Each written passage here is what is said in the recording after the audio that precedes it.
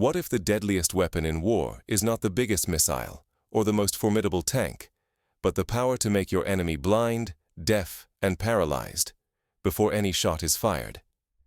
Imagine a conflict where the mightiest fortress falls not to brute force, but to silence. In late October, the world watched as Odessa, long considered one of the most fortified and resilient cities on the Black Sea, collapsed almost overnight. The fall was not the result of overwhelming firepower or sheer numbers. Instead, it was the work of those who could silence an enemy's ability to fight at all, turning the city's legendary strength into helplessness within hours. Odessa's sudden defeat came from a flawlessly coordinated, multi-domain assault. In less than 1 hour, just 60 minutes, every vital command and control hub was eliminated, leaving commanders cut off, confused, and powerless. The attackers did not need to seize street after street.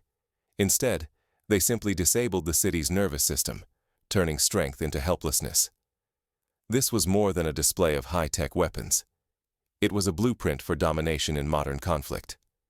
Intelligence sharing, cyber warfare, rapid precision strikes, and psychological pressure worked together, leaving defenders stunned and unable to respond, long before tanks ever rolled into view.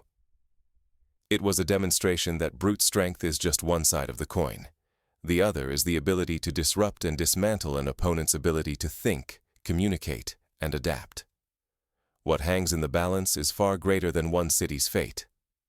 If nations fail to understand this new face of war, they risk being blindsided by threats they cannot see.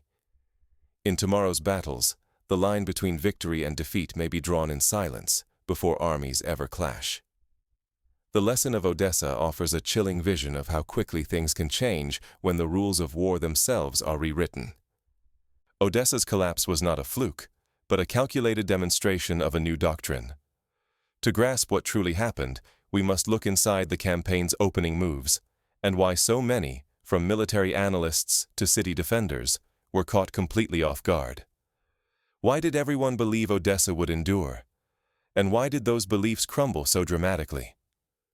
For decades, Odessa was legendary for its defenses, layered fortifications, tangled urban streets, and a garrison numbering more than 40,000 seasoned troops. The city's history made it more than strategic. It was a symbol. Its capture could ripple across continents, shaking both morale and geopolitics. Military doctrine insisted on rigid, centralized command structures for such a stronghold, echoing NATO's playbook, with overlapping defensive zones, coordinated sectors, and meticulous preparations for a grinding siege. Analysts forecasted a long, blood-soaked struggle, expecting defenders to contest every intersection, every ruined building. The textbooks assured us, heroic resistance, staggering losses on both sides. This was the script followed in countless sieges throughout history, from Stalingrad to Aleppo. Yet these forecasts leaned on the past, dangerously so. The true hazard lay in assuming proven models would always prevail, blinding the defenders to sudden, transformative threats. In the early 20th century, cities like Verdun and Leningrad became symbols of dogged resistance, holding out for months or years through attrition. Odessa, too, was expected to become another chapter in that tradition. But what happens when the nature of siege itself is upended? Then, in less than 48 hours, everything broke. The city that should have withstood anything fell with stunning speed. How did the attackers accomplish what seemed impossible? To answer that, we must dissect how the old rules failed and what the new playbook revealed. The fate of Odessa may be a warning for every city that still trusts in yesterday's defenses. It began with a window of just 20 minutes, barely enough time to rewrite the fate of 40,000 defenders. In that fleeting interval, synchronized waves of cruise and hypersonic missiles struck with surgical precision. The targets were not troop barracks or ammunition depots, but the nerve centers, headquarters, shielded communication nodes, and command posts that held the sprawling defense together. This approach echoes the Israeli air campaign at the start of the Six-Day War, when the destruction of Egyptian airfields in a matter of hours determined the outcome before ground battles began. The attackers knew exactly where to strike. Intelligence from embedded agents and real-time satellite imagery painted an intricate map of the enemy's brain. Each missile followed this data, slicing through defenses to pierce the heart of Odessa's command network. This level of targeting would have been unimaginable in the past, when fog of war and unreliable communication often led to confusion and missed opportunities. In moments, headquarters fell into silence. Radios died. Field commanders, brigade leaders, and battalion chiefs suddenly found themselves alone, cut off from orders, unable to coordinate or even warn each other. The entire force, once a single organism 40,000 strong, disintegrated into isolated, bewildered fragments. The defenders were left like chess pieces with no player to move them, each aware of danger but unable to act as a team. There were no mass casualties yet, no burning columns of armor. Yet the real battle was already lost. Deprived of command and control, the defenders faced defeat before the ground assault had even begun. In the new era of war, to lose your coordination is to forfeit the fight itself. The lessons of the Yom Kippur War, where surprise and disruption gave one side an enormous temporary advantage, were now amplified by technology to a devastating degree. With the defenders blinded and severed, the attackers advanced to the next phase, swift, unpredictable maneuvers that would reshape the battlefield before the enemy could regain its footing. This is reminiscent of the German Blitzkrieg, where speed and coordinated attacks shattered slower, less flexible forces. Today, the difference is that the speed is measured in seconds and minutes, not days and weeks. The pace would only accelerate from here, forcing both sides to adapt or risk total collapse. In Odessa, the world witnessed the terrifying speed at which modern war could be decided.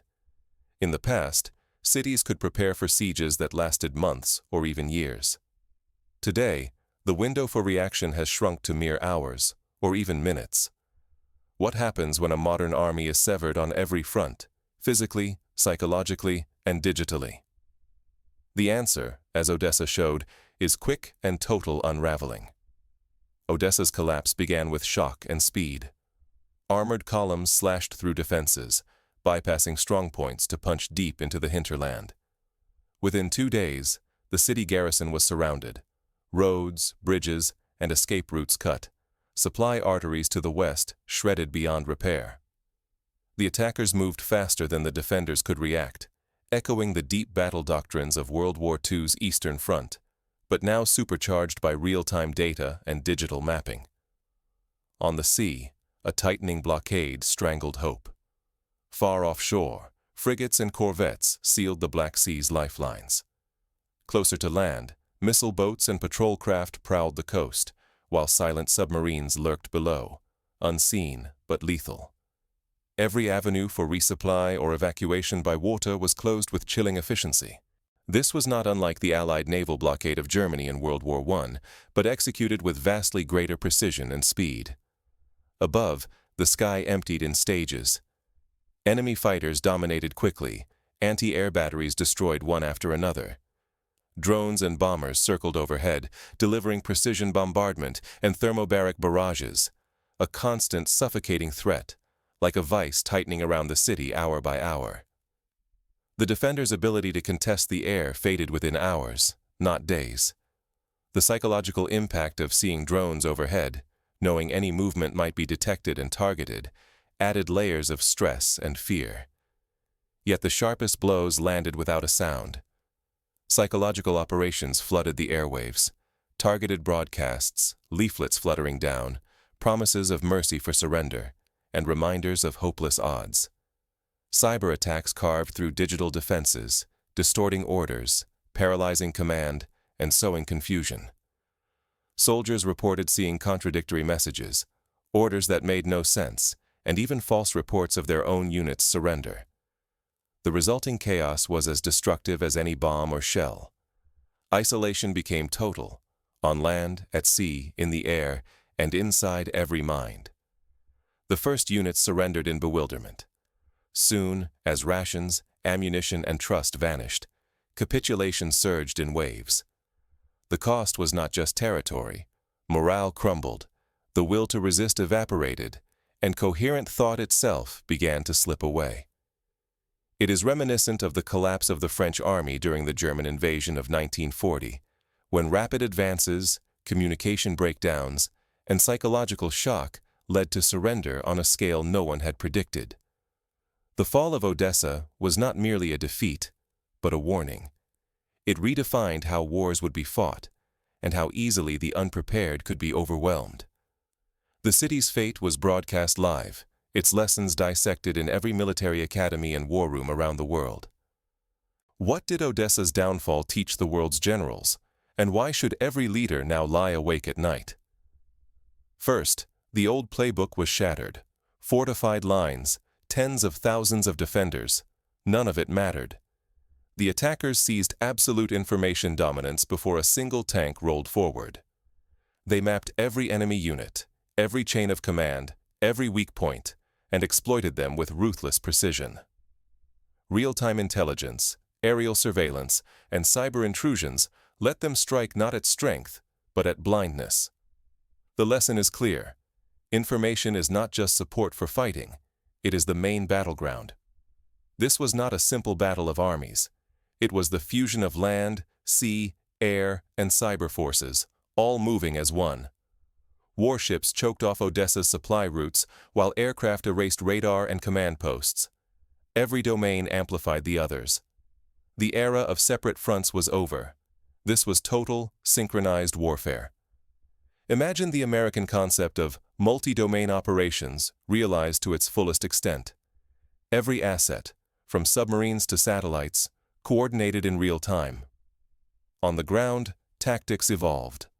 Armored spearheads punched through soft spots, bypassed strongholds, and drove deep behind enemy lines. Defenders were forced to chase shadows, fending off threats from every direction. Inside the city, urban warfare became a series of micro-battles. Infantry, drones, and precision weapons clearing rooms, streets, entire blocks, step by step. The defenders could not set up a single solid line. Every position was at risk of being isolated and surrounded. Yet the most decisive blow was psychological. Odessa's leaders were isolated, their communications shattered, and panic spread like wildfire. Rumors overwhelmed facts, command broke down, and resistance collapsed before most defenders even glimpsed the enemy. Psychological warfare hit harder than any missile. In this new reality, control of the narrative, both within units and in the wider public, became a weapon as powerful as any artillery. Why did the defenders lose? Their rigid, centralized command snapped when cut off from headquarters. They tried to hold static lines, unable to adapt to an enemy that shifted tactics by the hour. Once their nerve center was severed, even the bravest units stood alone, unable to fight as one. Compare this to the German army's use of flexible, decentralized command in World War II, enabling rapid responses even when higher headquarters were disrupted. The lesson is stark. Any nation clinging to outdated doctrines, ignoring flexibility and information warfare, risks losing its cities before it even grasps the danger. The price is not just defeat, it is instant collapse, with no time to fight back. Consider how the Maginot Line, once thought invincible, was simply bypassed by fast-moving forces who ignored the old rules. Odessa's fate was sealed before the world understood the rules had changed. What does this mean for the next city? Perhaps your own? The warning is universal. In the age of information warfare, no fortress is safe if it cannot see, think, and adapt. The next war may end before the world even realizes it has begun. In the past, mobilization, build-up, and early skirmishes gave nations time to react. Now, the decisive blows may fall in the opening minutes, while decision-makers are still trying to assess what is happening. Odessa did not fall to superior firepower or overwhelming numbers. It was lost because its command structure was blinded, its confidence shattered, and its lines of communication cut, long before a single armored vehicle entered the city. The parallels with the opening hours of Operation Barbarossa, where Soviet forces were paralyzed by surprise and loss of command, are striking, but now technology makes such paralysis nearly instant. This is the new face of conflict. Wars will turn on who can seize the invisible high ground. information dominance, accelerated decision-making, and psychological advantage. The weapons that count most now are those that disrupt, deceive, and destabilize, not just those that destroy. Cyber attacks, electronic jamming, drone swarms, and precision strikes against communications are the new artillery barrages. Survival in the era of hybrid warfare demands a new playbook. First, build command systems that are resilient and adaptive, able to function under chaos and in isolation. This means decentralizing authority, training junior leaders to act independently, and building redundant communication networks, so the loss of one node does not paralyze the whole force. Exercises like the U.S. Army's Mission Command drills offer a model for how to embed this agility in every level of command. Second, invest relentlessly in real-time intelligence, cyber defenses, and electronic warfare tools that can cripple an enemy's plans before they unfold. This includes not just technical systems, but also a culture of information awareness, training every soldier to recognize disinformation, cyber threats, and deceptive signals. Third, train every unit for speed and improvisation, the capacity to shift focus, relocate, and adapt in seconds under pressure. Victory will go to those who can paralyze their opponent's decision-making through coordinated strikes, deception, and relentless disruption, long before the shooting starts. Scenario-based exercises, red teaming, and constant wargaming can help develop these skills. Above all, foster a mindset ready for the unpredictable. Where the front line blurs between digital and physical, every defender must be as prepared for information attacks as for missiles or drones. Just as cities once drilled for air raids, they must now practice for cyber blackouts, communications loss, and psychological operations. Those who ignore the lessons of Odessa risk repeating its fate, at costs too high to imagine. The future will not favor the side with the largest arsenal, but the one most skilled at fighting in the shadows, outmaneuvering and outthinking the enemy at every turn. The wars of tomorrow may be won by those who can cloak their movements, sow doubt, and disrupt the enemy's mind as much as their machines. Victory will belong to those who can sense, adapt, and act, before their adversaries even realize the rules have changed. To survive, cities must prepare not just for siege, but for sudden isolation, psychological attack, and digital darkness.